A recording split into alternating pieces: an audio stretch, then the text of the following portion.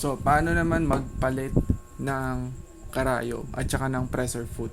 So, una na dapat natin gawin, ako for safety purposes, pinapatay ko muna yung machine.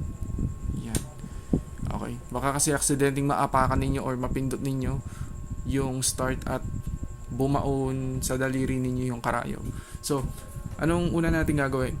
So, pagpapalitan natin yung karayom, ibaba nyo muna yung pressure foot. Yan, para may space tayo. And then, ibaba lang natin yung karayom. No? So, iikutin natin yung hand wheel papunta sa atin hanggang sa bumaba yung karayom. Ayan.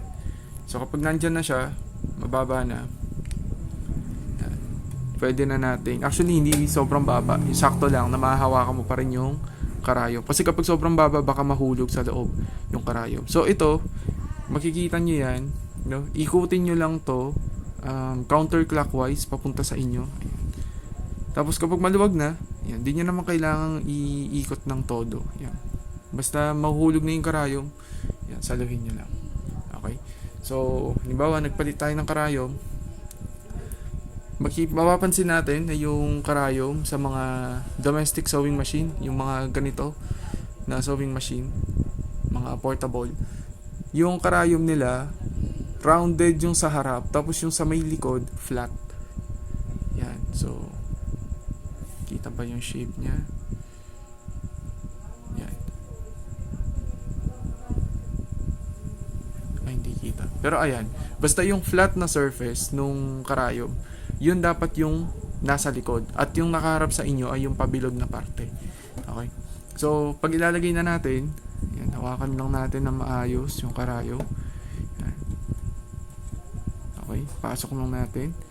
Yan. So, pag pinasok niyo yung karayom, isagad niyo doon sa pinakataas. Yan. Kailangan nakapasok yan na maigi.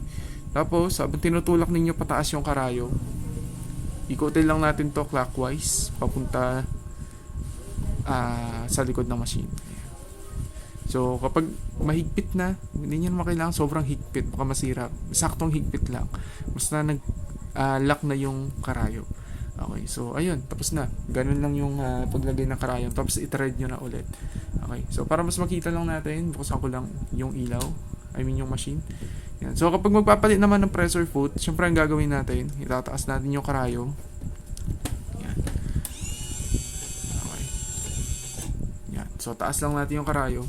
Tapos, sa likod, itaas lang natin. Merong ano to eh. Meron siyang lever, no? Sandali. So, meron siyang lever dyan sa likod ng machine. Ayan.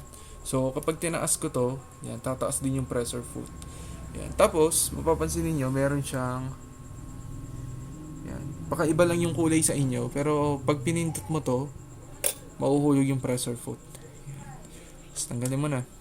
Tapos pag maglalagay ka ng bagong pressure foot, i-align mo lang siya dito. Yan. Tapos habang nilalagay mo, yan. Sandali, zoom out ko lang. Yan.